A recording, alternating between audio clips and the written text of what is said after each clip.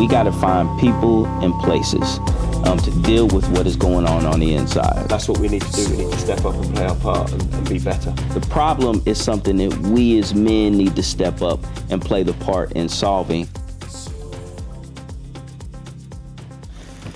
My brother, we made it, man. We made it. Episode 10. Recap. I'll be honest with you, man. I couldn't even visualize us making it this far. I remember going back to when we were sat having a bite to eat and I first met you and the team behind the team and trying to understand and visualize what it would be and where it would go, and then obviously now being involved in it and seeing it and all the work that's been done is... And then on top of that, man, working full-time jobs. Not like we just chilling. No, we got a great team though. Good team behind us, right? We do. We got a squad. We got a good team. Always a team. Right? But what you think, man? Not to interrupt you, but what are your reflections though? Here we are, essentially 10 weeks into these emotional, in-depth conversations with people that we were meeting basically for the first time. Touching on things that maybe we speak about here and there, but kind of in this controlled space, having these heavy conversations week after week, but healthy conversations, I think. Yeah. How do you feel? Like, what did you feel you gained from it? What are your reflections over the last 9-10 weeks? I think that being around and hearing, because I was in and out of some of the cast, some of the podcasts, but being around so many passionate people, intelligent and intellectual people in this space. And realizing that there are a lot more people out there that want to do the work and want to try and find ways to be able to pierce through society and make a difference and really help the next generation was something for me that was a real eye-opener. How people, even in this tough environment with everything around and cameras and all of that, how they're still willing to be open and vulnerable for the right causes and the right things, which I think is admirable and also takes courage to do that.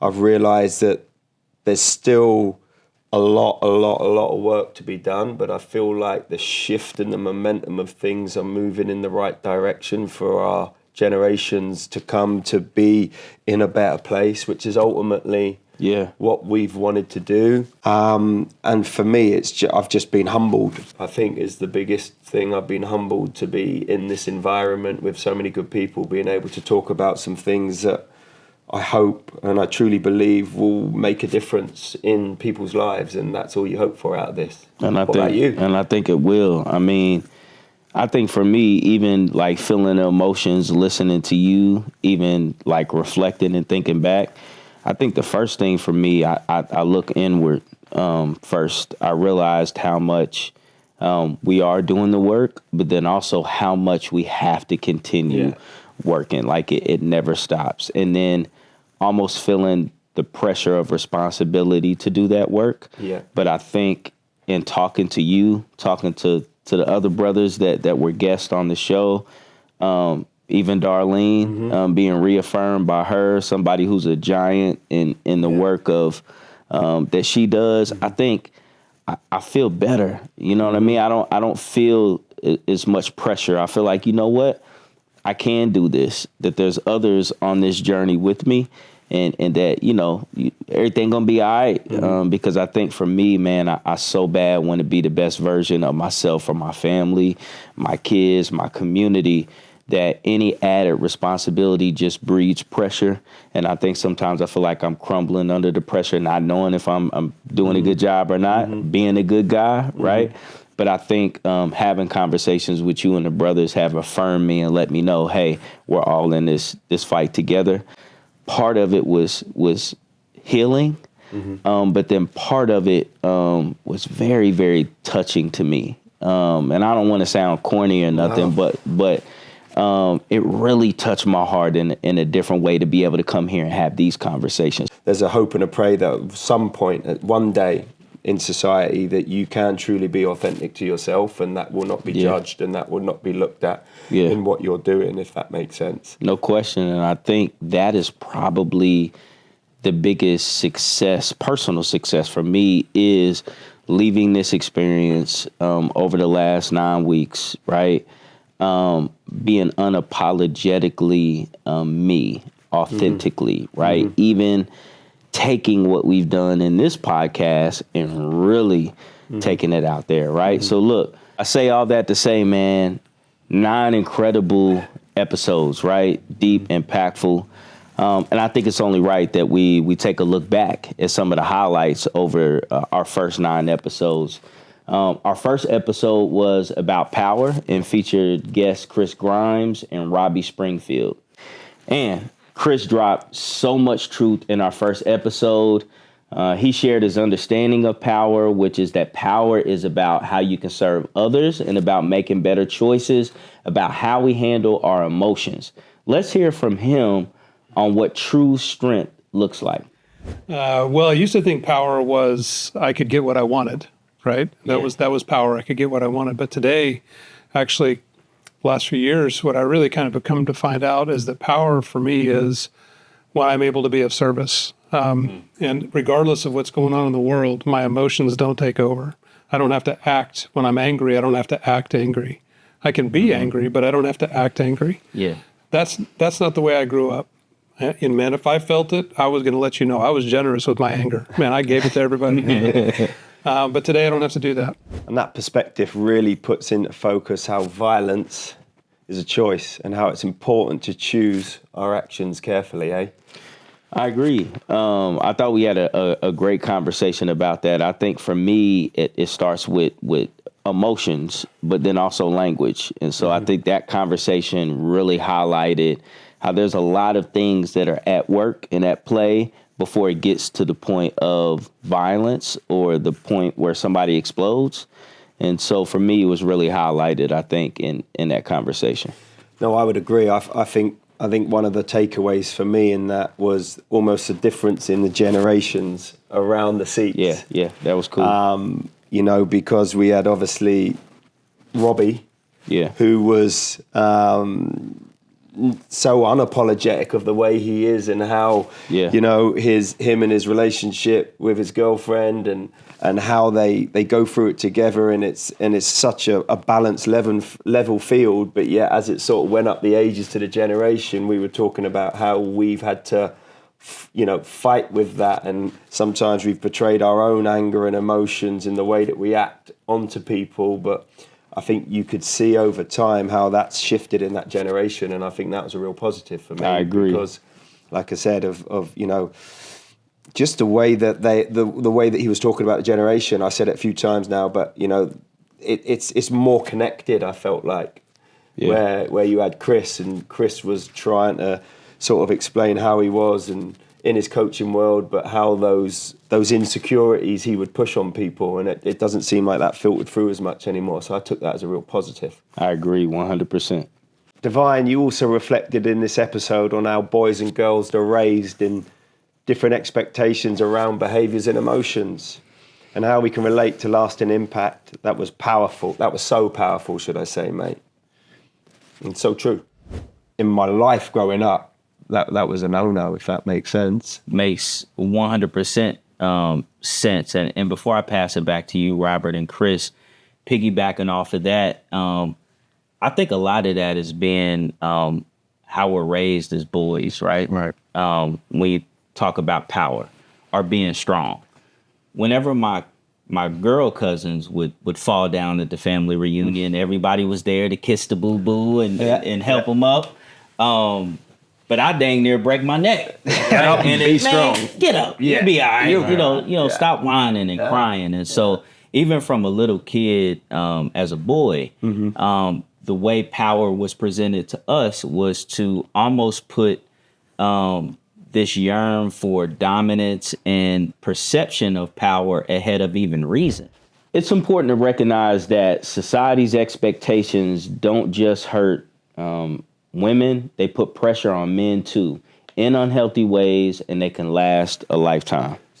Tell me what you mean that. Tell me through this part when you was explaining it.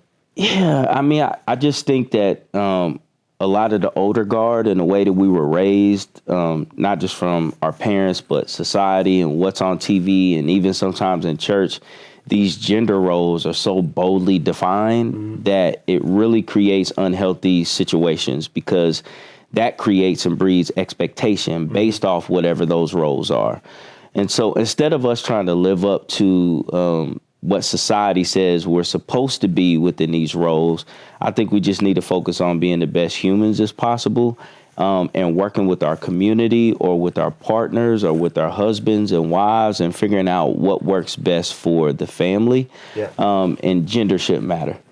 Oh, that's brilliant. Well, you was on a roll in that first episode. I enjoyed it. Something else I thought about since then was when you was talking about the message of dominance and the effect that has in relationships. I just looked at a relationship as what I could get. Yeah. You know what I mean? I didn't look at it as a partnership. My whole life, you told me I'm the leader. You told me I got to be strong. I got to be dominant. I'm the one that leads this thing, runs this ship. If something happens, I'm going to be protecting. I'm supposed to provide. And so all of that led me to believe that a relationship was all about me, right? And so I used to utilize power within my relationships without even realizing it when I was young. So basically, you just got to walk the walk. Doing this has been a little bit uncomfortable, but our goal has been to open up, model conversations, and hopefully inspire more men to do the same. It's just all about the effort you put in, Sam. What have you found the most uncomfortable? Ooh. It's a tough one, right? What have you found in all the conversations?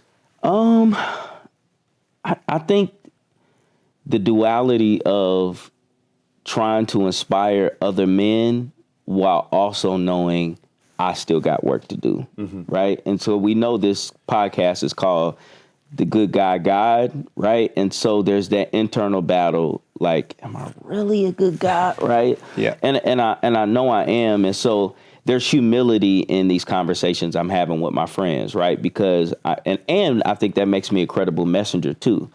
Coming into those conversations, not being judgmental to my brothers, but saying, hey, we all got work to do. I got work to do. And so it is a little challenging and uncomfortable, but at the same token, I think it makes me a little bit more credible and helps my friends open up a little bit more.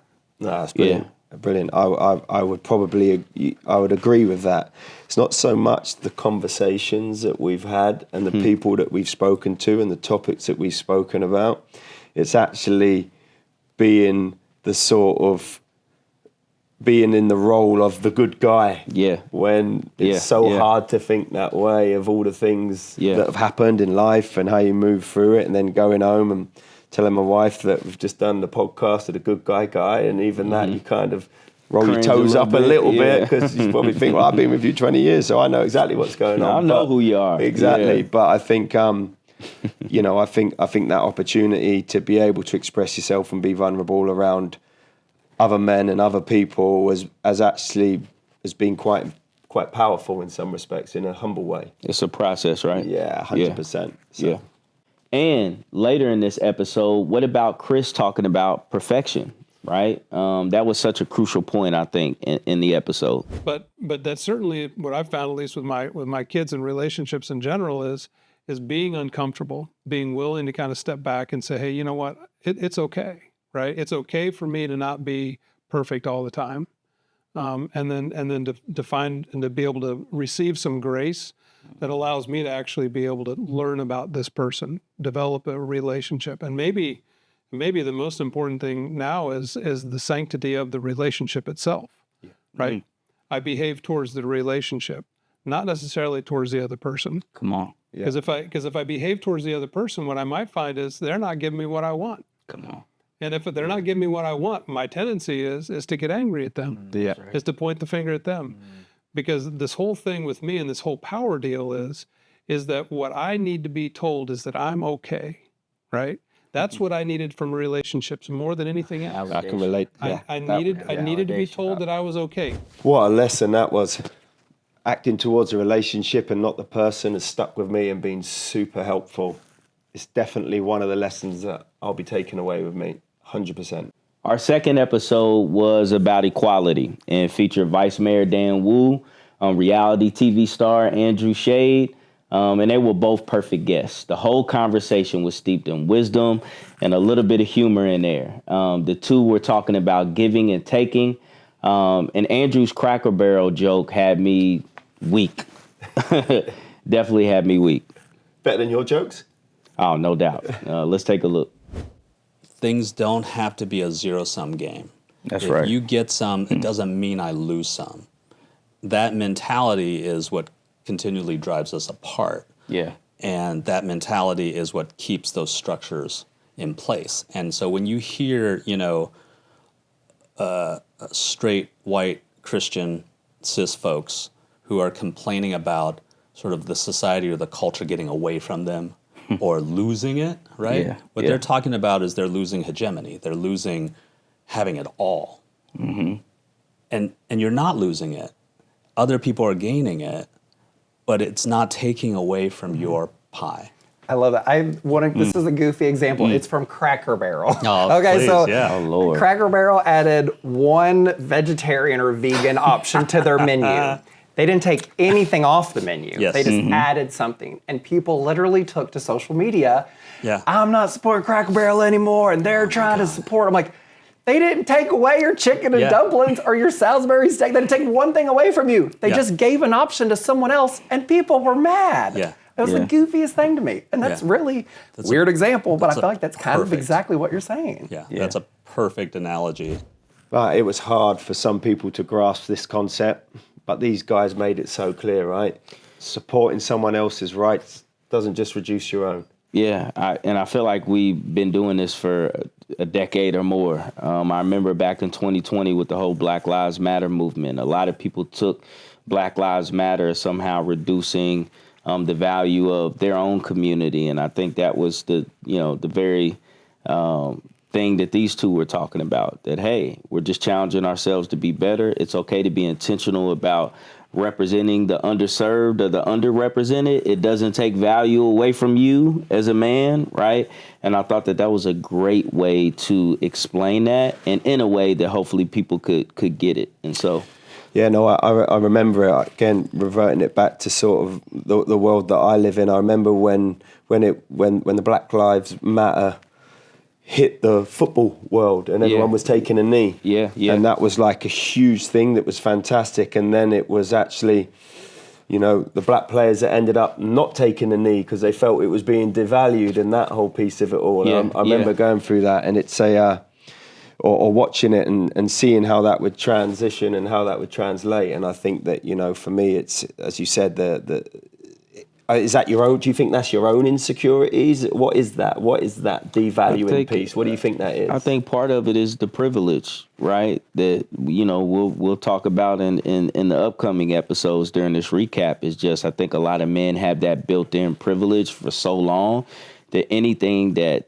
they view as a challenge to that is a problem. And I think we have to be in a society where it's okay to enhance and equalize the value of all of us without somebody else feeling like they're losing value. And so I think it's disrupting the apple cart, making us feel a little bit uncomfortable. But I think that's the beginning of getting where we need to be as a people, right? So I think that's where a lot of that comes from. Yeah. And I want you to guide me on this, because do you also think that is the insecurity of that person? So let me try and frame that another way. Okay.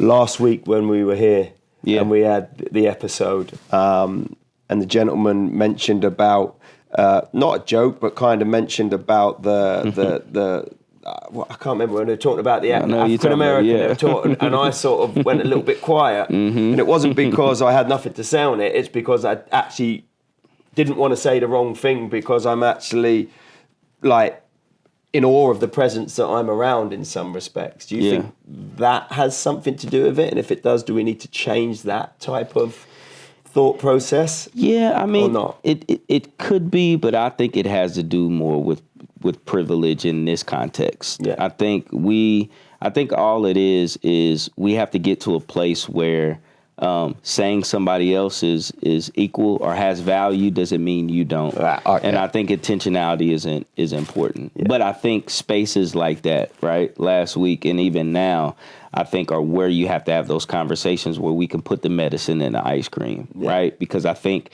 when you're on social media, when you're in these other spaces, you're trying to keep up, you're trying to represent for your side or the other, and I think it becomes combative and adversarial. And I think it's conversations like this where what to me is such a simple thing to understand to others may not be, just because of their background. And so I think it's all about conversations, bro. Yeah. I was also really struck by Dan's bit about the intent versus the impact. That was good. Good. Yeah.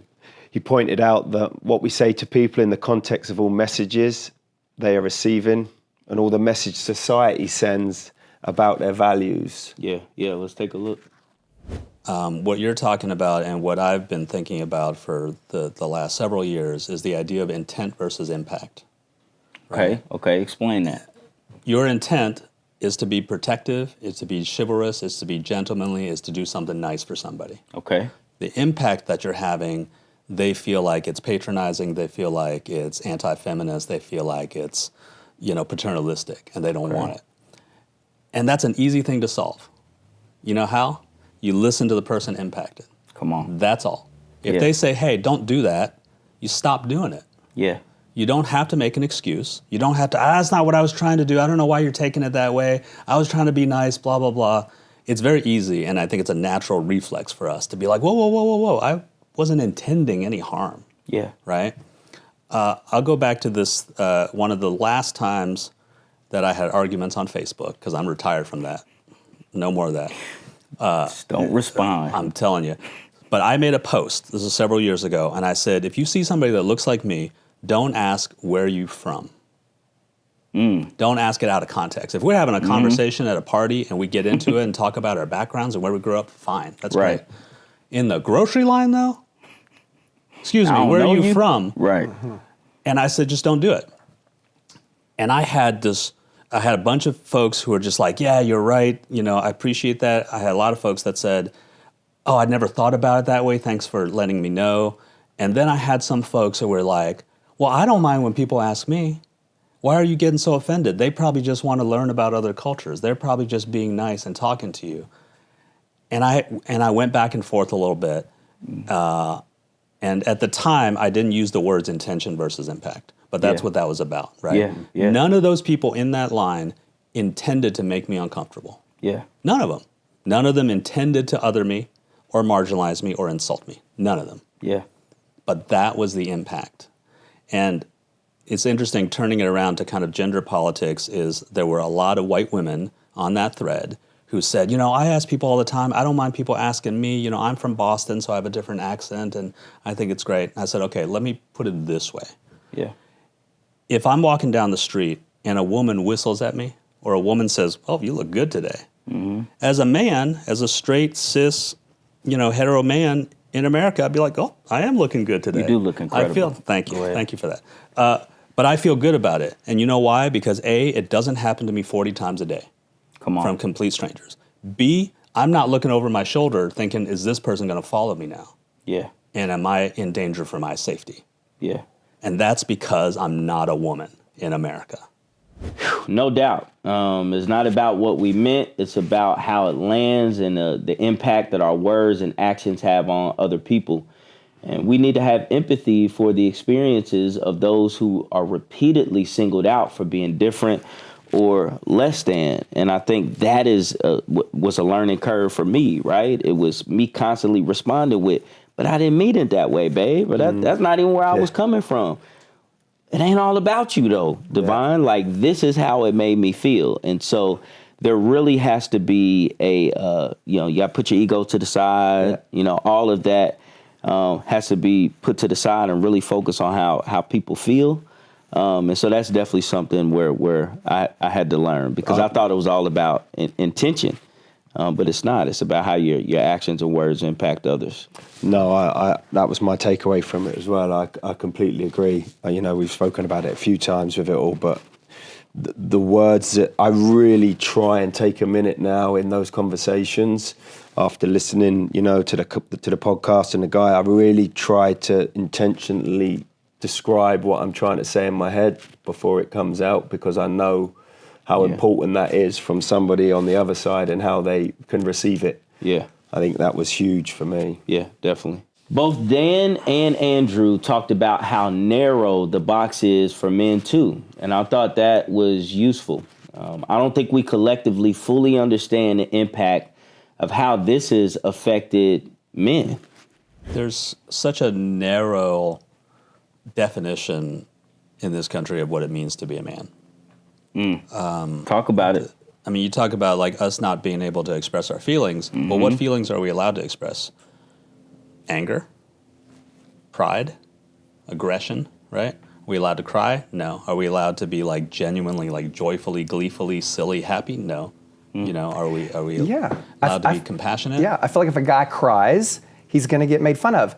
If he gets enraged and punches his hand through the wall, his friends are going to laugh. Come on. What? What is that? Because that's an acceptable expression, right? Violence is part of the acceptable, is part of that narrow lane that we're allowed to operate in. For sure. There's no doubt that the inability to have a full human experience as men has led to immeasurable harm across the land. Yeah, and I think that's just where these conversations are important, right? Because we can't only do the work when things are adversarial. It can't just be when we're attacking or being attacked. There has to be spaces where we can grow and really talk about these things in a safe place so that change becomes sustainable. So I thought that was a great moment in that episode. Agreed. Yeah. This is one of my favorite moments. Victor Rivera dropped some truth on your boy in episode 3. He talked about manning up, the perspective on what that means and the pressure that men put on other men to act a certain way and how that can be harmful. Let's take a look. Do you think the majority of that pressure that you felt growing up came from women or came from men? So when you were afraid to show that emotion or you felt like you had to man up, was that in response to what you were getting from other men that you were around or women? Yeah, I think definitely it was from men. That Hispanic machismo was something that, that played out in my life, that cultural, and obviously that's evolved. I've seen that evolve within my family today with, my aunts and uncles and cousins and all that. But growing up, that was it. It was toughen up. Hey, get up off the ground. I think for me, my experiences echo yours. And I think the interesting thing that you talked about, which I agree with, the majority of that pressure to man up, be a man, came from my friends, maybe my brother, other men in my family, within the community. But as I've gotten older, I've realized that it has been the women in my life that have had to bear the brunt of me trying to prove myself to other men. Right? Absolutely. It's men who have pushed me to at points and times in my early life to kind of have this toxic nature about me that women in my life have had to pay for. Those insights really opened up the idea that we will all be better off if we just let people be who they are instead of forcing everyone into narrow ideas of what it means to be a man, a woman, or any type of gender. That's it. I mean, I think we had mentioned it a few episodes back that there's over 8 billion people on the planet Earth and no two people have the same fingerprints. Mm-hmm. And so the beauty in that is everybody was uniquely created different from everybody else. Mm-hmm. So regardless of what your gender is, right? Like, I think everybody needs to focus on being the best version of themselves. There's something unique about them that makes them different from everybody else. And it has to be for a reason. Mm-hmm. As soon as you start adhering to what society says you're supposed to be, you lose that maybe world-changing quality, right? Do you think that comes with age, experience? Do you think that's a natural progression? Is it easier when you get a little bit older to not be forced into that box? I think so. I think there's less things that we feel pressure to be or do as you get older, right? Yeah. I think things start to crystallize and your priorities start to shift. But I do think that that's something we can still instill into the younger generation, because they are dealing with those daily pressures. And like I always tell my daughters, there could be something in you, right, that is needed to change the world forever, but you won't be able to access it if you are no longer yourself because you're trying to be like somebody else. Yeah. And so I think it is something we can instill in this generation for sure. Yeah. Man, episode 4 was a special one, right? It was. Ooh, that got us. We got to bring our daughters on and let them tell us about, well, really us, wasn't it? Yeah. Big man, eh? And how the way that we act towards them as they're growing up actually impacts how they think about relationships and men today. That was a big piece for me. They both had a lot to say about the pressures of being a young woman today. Your daughter, Elise, in particular, I love what she had to say. When I was young, what I valued the most was that you were the most present, most involved. You were my best friend. You were the only friend that I had for a long time. You always have been. And that is what made me and makes me still a really good person. I was so happy. Remember when you got me that soccer ball? Just one soccer ball. I literally didn't have any presents. I didn't have any presents, but I didn't care because I was with you and I was so happy with you. You just always made me so happy and made me feel appreciated. You asked me questions, asked me deep questions. I was a person. You treated me like I was a person and not a little kid, which is what a lot of adults would do with me and even my family members. But you treated me like I was like a human being. I was able to develop and have thoughts and understand what really mattered at a younger age. Man, she ain't a baby no more, but she's still my baby girl. Always will be. So proud of her, man. Just seeing her grow as a young woman and praying that what I instilled in her and her upbringing, which clearly it is, will lead her to be an amazing young lady. And so can't say enough, bro. Can't say enough. Do you know what? I'd love to know your thought process on it afterwards. But do you know what was even more special and kind of like just heartwarming was when we came out of the conversation and the podcast, then we traveled home together. And for that probably 35 to 40 minutes was, I believe, the most open that Ez has been with me about school and life and everything, because of how she spoke about a few things that had gone on in school and maybe some peer pressure that she felt that she'd had to do or standards that she needed to hit. But then I also see the weakness in her voice when she said that school was tough for her at a certain age that I'd completely missed because I'd been away. Mm-hmm. So when we had that chat in the car on the way home, I tweaked it. I noticed it in the podcast, but sort of peeled it back a little bit in the car. And it was unbelievable to have that conversation off the back of this. So my hope is that other Powerful. fathers and daughters were able to have those conversations off the back of it. I think the reason she opened up so much after that conversation was seeing you open up. Seeing us open up in a way that maybe they don't see us all the time because we're providing, we're guiding, right? And so, again, just modeling that good behavior. So you and your daughter, Esme, when she was talking about having a dad that can open up, I know that was pulling at your heart because it sure pulls at mine. So let's take a watch. There's nothing that I'd be too scared or something to not be able to come to you. Like we've got that relationship where I would come to you with anything. That's all you I can agree with want. that too. I don't know if like you feel this, but like it just feels so nice to like have a dad where you can like actually like go up to him and just like say anything and it won't be weird. Yeah. It will be fine. I can't believe how lucky I am to be her dad, and I truly mean that, Devine. I truly, truly mean that. That young woman is doing such an incredible job, and she does inspire me every single day, and even more so after the podcast. We've done something right, mate. we've done something right. Yeah. These are some strong women that we've raised, and it's not often I talk about that open and public because of the persona of being arrogant because you got fantastic kids, but you know what? I'm going to swim in it for a little bit and enjoy the fact that Come on, she bro. is. Come on. I was literally sitting here thinking the same thing of like,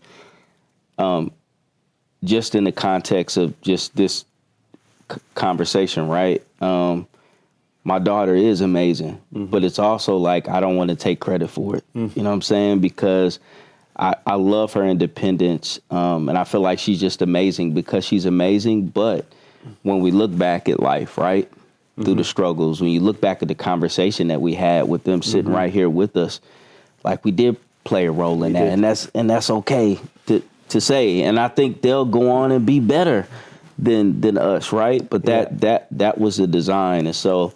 That was a conversation I'll never forget. Me and my daughter, we still talk about it in reference. Yeah. It was cool to see her post the clips on her Instagram. Yeah. And see other people being inspired by this conversation, other dads. Yeah. And so for me, it truly touched my heart. My greatest gift in life is being a girl dad. Yeah. It's just different. No diss to the boys out there, you know what I mean? But, being a father of girls just touches me in a way, and it's helped me grow in a way that nothing else has. It truly is and has been a blessing. I hear you on that, 100%. Bro, you left me hanging. You left me hanging with this one, man. I was nervous about episode 5 on sexism. Through this entire series, we've been talking about the importance of listening, and so it didn't quite feel right to talk about sexism with a woman present, but we couldn't have picked a better woman for the job than Darlene Thomas with Greenhouse 17. She did not pull any punches, but she also didn't shy away from explaining how complex the issue of violence in the home and in our community can be. And that is not just about physical violence. Any repeated effort to control the other person in a relationship is harmful. Yeah. Easily one of my favorite conversations. Let's take a look. That's a good point, because I think people in their heads separate those things. I don't hit you, therefore I'm not abusive. Talk about it.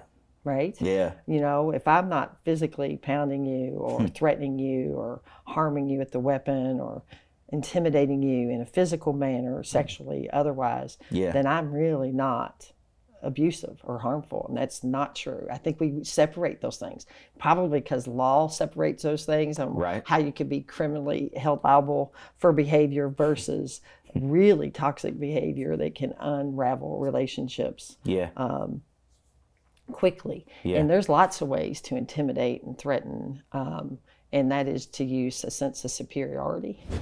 I wasn't there for that one, but I watched it, and man, I wish we could give that episode to every guy. Facts. She really challenged us to be honest about our behavior. It was a good reminder for us all. Yeah. Tell me, man, what was the hardest part of that conversation? That you wasn't there. That's what I'm asking. No. Yeah, I left you in that one. Sorry, boss. I'll be honest. Like, if that had been 10 years ago, 5 years ago, I'd have been sweating. I'd have been mad, uncomfortable. Yeah. But I will say at this stage of my life, I actually enjoyed the conversation with Darlene because of how she challenged me. It is one thing for us to have the conversation amongst each other, but to have that conversation with a woman, and not just a woman, but a woman who has actually dedicated her life to this fight, right, of addressing the root causes of interpersonal domestic violence. It just hit different. Like we talk about credible messengers. She's as credible as it gets. And so I'm sitting there, I feel like I'm soaking up game. So I was challenged. I was pushed a little bit, but I enjoyed it though, because I know this is coming from somebody who, like, this is who you want to be challenged by. This is who you really want to listen to. And so for me, I enjoyed it. But then I also challenged myself again and said, okay, you're feeling this way professionally in this space, but can you take that same yearn to grow in your personal life? So when wife is talking to you about things you're uncomfortable, when your daughters and women that you may work with, and so it's taking that yearn to want to listen to be better. So I loved it, man. Is there any specific piece of it that resonated with you the most? Is there any one part of that? I know there was so much in the conversation, but was there anything that really struck you? One thing we talked about, I think listening was the biggest thing, which I think has been a common thread through this whole thing. So she was just like, you just got to listen. But I think the importance of when we talk about diversity, when we talk about gender equality, is not just at the what do you call it? In leadership, we need more leadership, right? Yeah. Because nothing speaks or exudes diversity more than diversity itself. Yeah. And so some of this stuff gets remedied. Some of the growth is enacted, right? And that process starts when you have more diversity in leadership roles. Yeah. And so, again, having her as a leader within our community, I think gives her the opportunity, the platform to teach, if people are willing to listen, man. So I love talking to Darlene. I told her every time I hear her speak, I learn something. Yeah. So even though you left me hanging, bro, it's all good. It was covered it well. She covered it well. I remember watching this one and being like, please, fellas, please, can we do better? So that Darlene doesn't have to keep talking about the same stuff for another 30 years. Like she said, we know what we need to be doing. So what's keeping us from doing it, mate? I've been doing this work 35 years, right? So a really long time. And sometimes I get really frustrated with, why am I still here 35 years later having these same discussions I was having 35 years ago? Like, how? It's not that complex. It's really not. It's called authenticity. It's called respect. It's called taking time to see things through another person's lens. It's called empathy.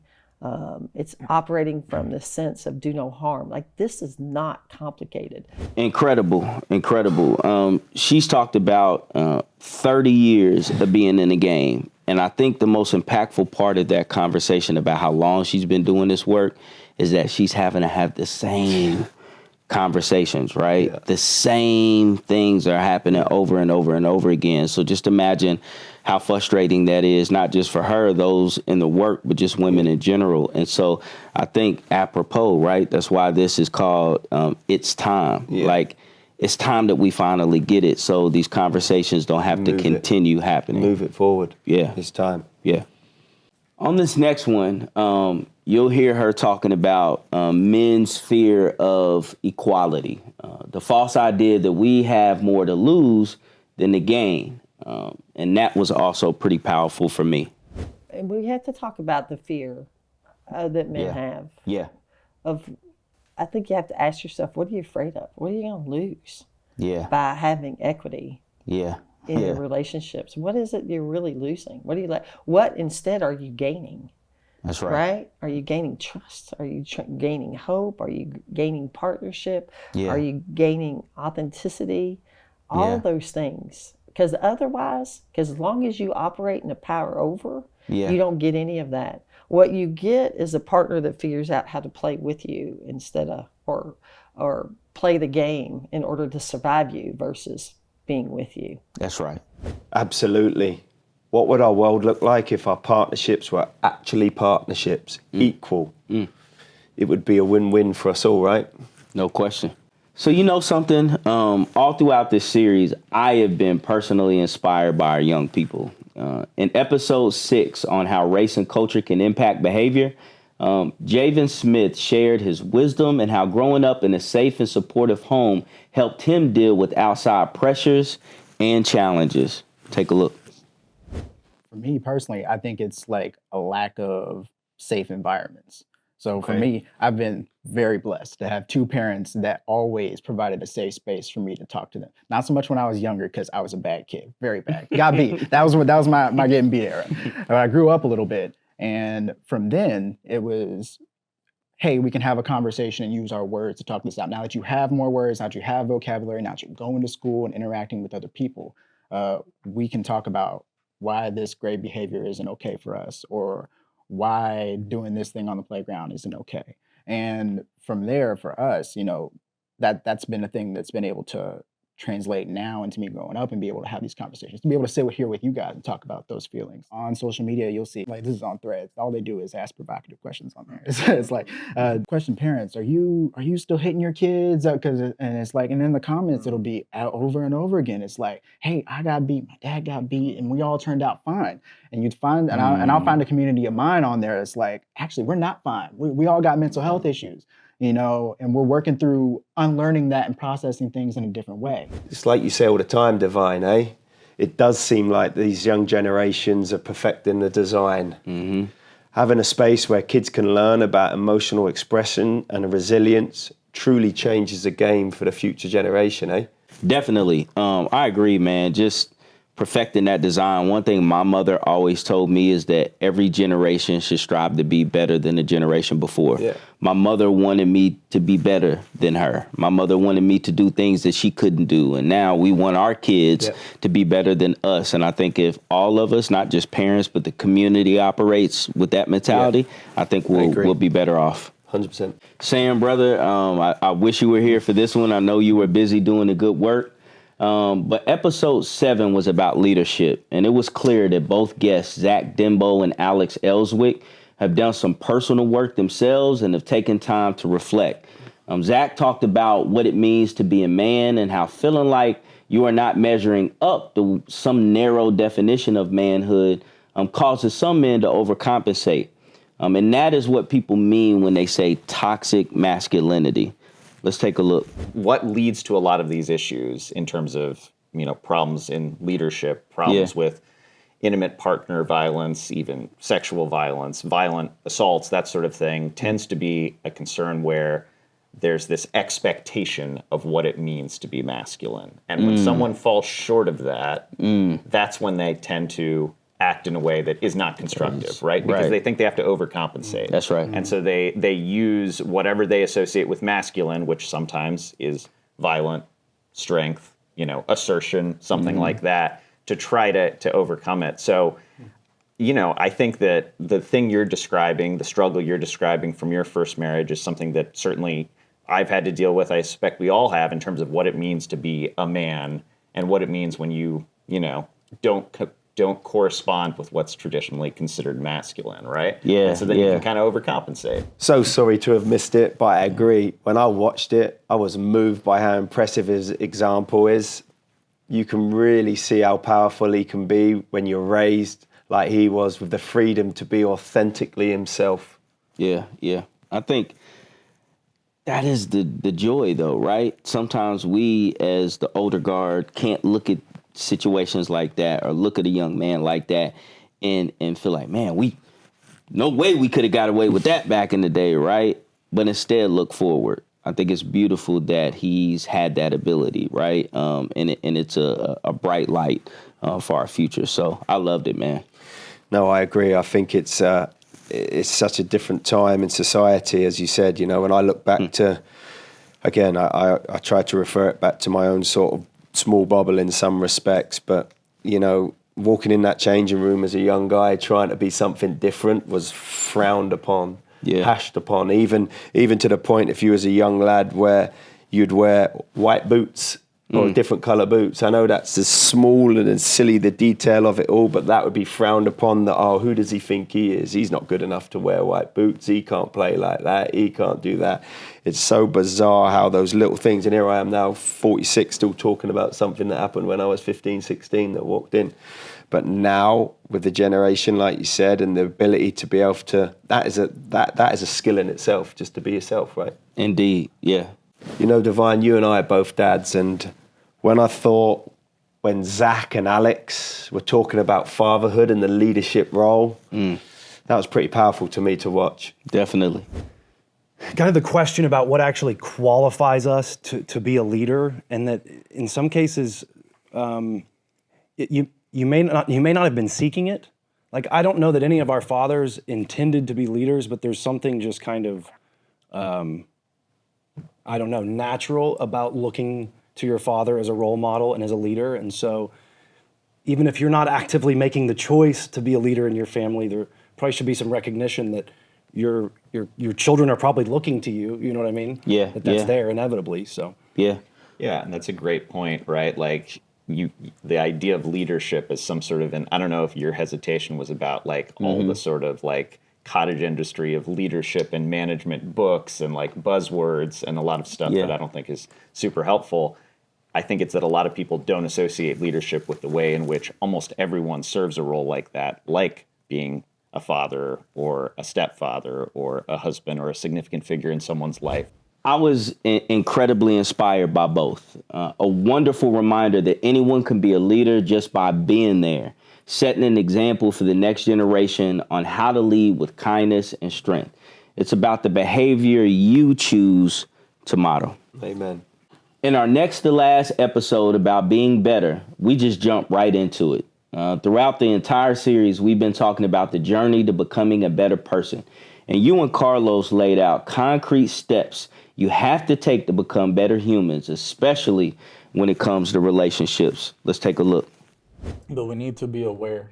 And when our wives say, I'm walking on eggshells around you, sitting with those emotions, like in therapy, my therapist uses IFS, interfamily systems, where I sit there, I acknowledge the feelings. Who's at the table? Is it anger, fear?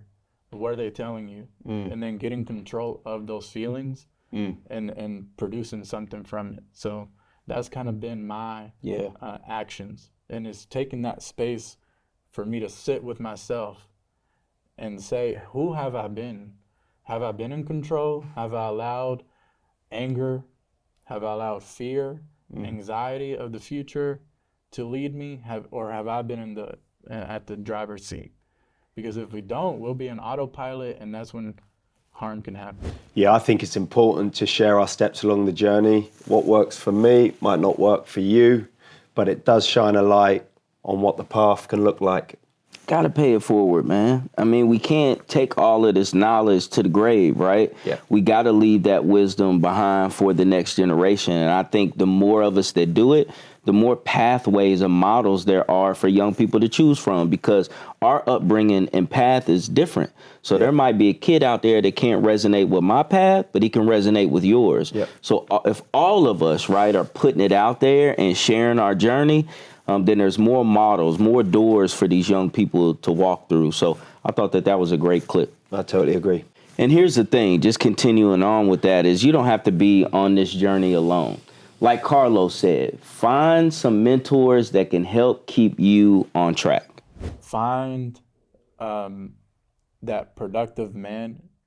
And the way for you to know who that is look at their actions, right? If they're healing a community, if they're speaking life, that's who you need to be behind, right? Money comes and goes. And depending on how money is earned, if you got to look behind your back 24/7 after you got that money, it's not worth it. So find that mentor in your life that has lived through some things, and then we call them mirrors, right?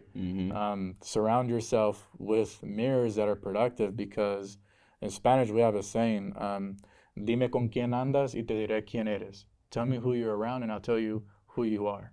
So who are you around? Who are you becoming? Because what you do day to day, that's going to be you. Yeah. So that's what I'll tell them. And someone who is older and therefore can be in a leadership position for young people, look at those who may be looking at you and model how to live out your values, how to hold yourself accountable. Yeah. And Sam, throughout this entire series, I think it's been clear that we need things to change, not just on an individual scale, but on a much larger scale, and for our sake. So for our final episode, we had Chris Begley and David Cozart here, and Chris really validated the work we've been doing on talking about how important it is to have spaces like this for men to discuss some of these issues. So let's listen to Chris.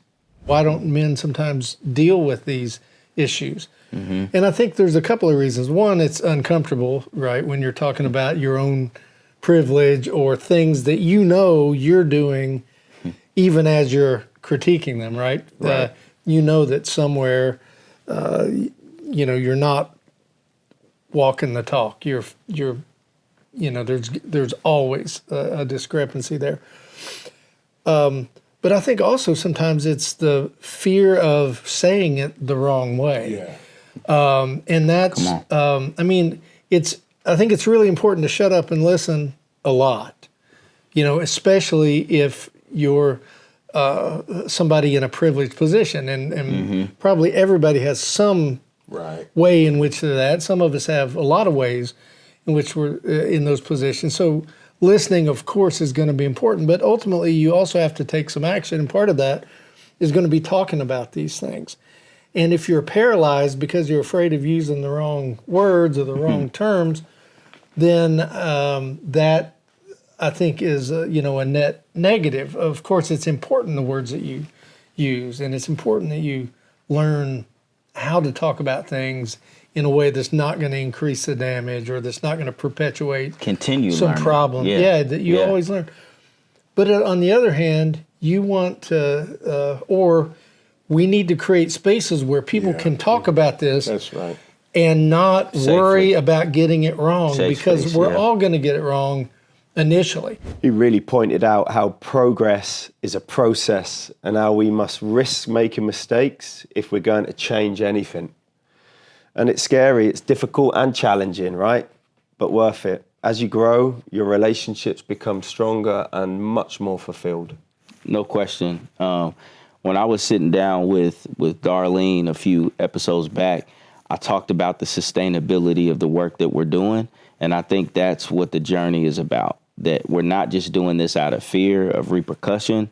We're not just doing this just to make our marriages work, but we're actually doing the hard work of just being better humans. And if we do it that way, it makes it more sustainable moving forward. And I think we're more credible to the younger generation who is indeed watching us. No, I agree. When we chat to both the guys, the space that they're in and what they're trying to push forward just gives hope that, as you said, what we're doing and trying to create that environment and expand it and extend it out to more people, more young people to be better. I think I come away from that podcast really fulfilled in that moment. Me too. You know, Devine, I really liked how David expanded the work that we needed to do, not just by redistributing the power, but also prestigious and the respect that he used in how he articulated things. And the way he talked about the mindset of empire versus a kingdom, that resonated me straight on. Yeah. The advice that I would give, it's not incongruent with what we've talked about. If I'm telling a young man, I'm talking about, I'm glad you brought out redistribution of power, but not only the redistribution of power, but distribution of prestige, distribution of regard, distribution of respect.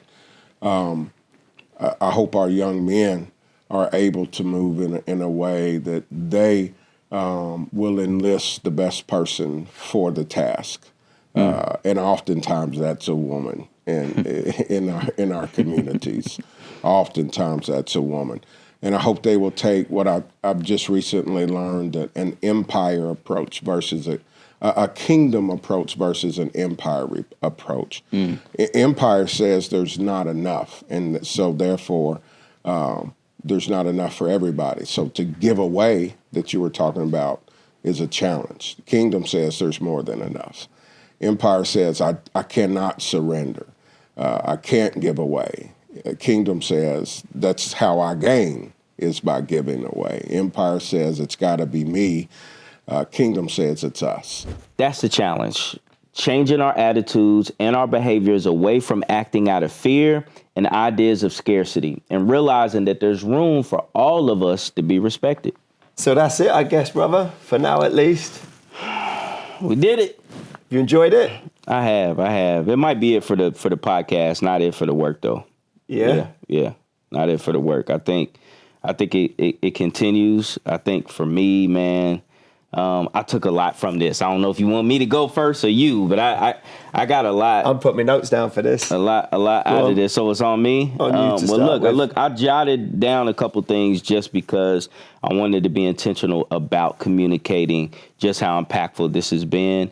And I want to leave it with what I want people to take from this, right? And the first thing that pops in my head is an old Ice Cube song, right? check yourself before you wreck yourself. I think us as men, it's time for us to look in the mirror first. Instead of always projecting, instead of always worrying about what everybody else is doing, how can we challenge ourselves to be better? So that's the first thing. The second thing for men, we got to find people and places to deal with what is going on the inside. I don't think there's enough places, but there's certainly enough people. And if not, I think we got to look at spaces like this. We got to pull more men into it. I think men groups at church are great. I think whenever you're at the Y and you're playing with the same group of guys every Monday and Wednesday morning, I think you can start cultivating spaces from there, because I think men can do more together than just go to the cigar lounge or play basketball. And so I think finding people in places, safe places, and people that you could confide in. Therapy is something that I wrote down when I thought about these last 9 episodes, right? All I kept thinking was, man, this is almost like therapy for me. And I'm not sure that is healthy. Maybe it is, but then also it shows that clearly there's been a space lacking for me. And what does that lead to? What type of toxic behaviors does that lead to? What do then those toxic things lead to? And I think we got to get ahead of this when we're talking about interpersonal violence, domestic violence. We have to focus on those root causes, and that requires a lot of work, which is the next thing I jotted down, which is you got to do the work, bro. It ain't this ain't easy. Like it's not something that you can just wish will get better. But I think we as men have to do the work. Something that Darlene talked about, something multiple guests have talked about, is that we can't keep expecting women to carry the load and the only ones talking about this issue when we are disproportionately the aggressors in these situations. So the problem is something that we as men need to step up and play the part in solving. And then the final thing, and I ain't mean to be so organized. You are organized over here, but so no pressure, no pressure. But the final thing I think that I really got out of this, bro, is just when I'm thinking about my relationship, like my marriage, like with my wife, right? Because it all kind of starts there for me, right? My first ministry is my home before any and everything else. And we used to hear this thing about 50-50 relationships, marriage, 50-50, right? Happy wife, happy life, right? I think it's happy house, happy spouse. I don't think it's 50-50. I don't think we do work and we say, all right, your turn. All right, what's she gonna do for me? I did my 50, you do your 50. I think it's 100-100. Yeah. I think both sides gotta go and we meet where we are. We're both trying to be the best humans as possible. Yeah. And then we come together in this journey. Yeah. No, I think that's... What about you? What about you? I don't have notes like you. That's all good, bro. But I feel very... Again, I feel so humble and I feel very privileged, even though we've used that word in a way just to be able to be involved in some of these conversations. Yeah. Meeting and getting to know you, and then the team behind the team that have been fantastic, and of course all the guests that have come on and been open and just really educational in how they've spoken. But also it makes me realize how little I know in some of these areas and how it's inspired me to want to go and be better, because what I can say, again, in my own little bubble, like you said, happy house is a happy spouse, as you said. Yeah. I hope, and I don't know, but I hope that when I've gone back home after each one of these episodes, I've tried a little bit harder. I've tried a little bit more authentic. I've tried to be a little bit more open. I've tried to be a little bit more vulnerable, and I've tried to express what I've learned and try and at least drip that into the closest people around me to then be better. And even I know it in conversations that I've had with players, with staff, at the football club. I think that organically, without knowing, which I'm excited about, it's coming out, and it's naturally wanting to come out of me and help and support and educate and guide and all of those things, just from being involved in this series and this group of in these group of podcasts. So for me, like, all I hope is everybody does go out and watch it. Yeah. They do listen to it, and they can critique it or like it or not like it, because all of that, as we've said, that's all okay. That's right. However anybody looks at it and how anybody takes it away, continues the dialogue. That's exactly what we want, because there's parts of it where they might agree, people might, there are parts where they might disagree. Well, that's what we want you to do, disagree and bring it to the table and let's talk it out. That's right. And let's just chat about it and talk, because there's no right or wrong in any of this. In my eyes, it's about how we collectively come together to try and learn and be better. And as you said, create these spaces for men to take responsibility in their actions to make it a better place and a better world and a better everything. And that stems down through our kids, and even that sounded a little bit wrong. So let me rephrase that. Not that men make it a better world or a better place. I'm just saying that, as you said, because we have playing our part. That's right. You took the words. Because we're playing our part, then that's what we need to do. We need to step up and play our part and be better. Man, it's been a joy sitting down with you each week, brother. And it's funny, I told my wife, men don't talk a lot in general. So it'll be people that we've known for years, and the conversation may not reach a certain point. I can honestly say I probably know you more and have gotten to know you intimately better than people who I love. You know what I mean? And so I can say, I love you, brother. Appreciate that, brother. Love you back. I appreciate this space and to share it with you. I feel like I'm a better person because of the conversations I've had with you. Feel the same. You know, hearing from you and your perspective has made me better. Iron sharpens iron. And so now the podcast might be ending, but the work is not stopping. For sure. So we got to take it out there, right? Just beginning. Just started. Now it is your turn. Please share this content with anyone you think it would be useful for. And remember, it is up to us to create a world we want to live in. Start these conversations in your living room, basketball court, by the water cooler. If we can normalize men opening up and being honest and vulnerable, talking about the uncomfortable parts of their life, I think it's safe to say we will all be better off. Thank you for watching The Good Guy Guide.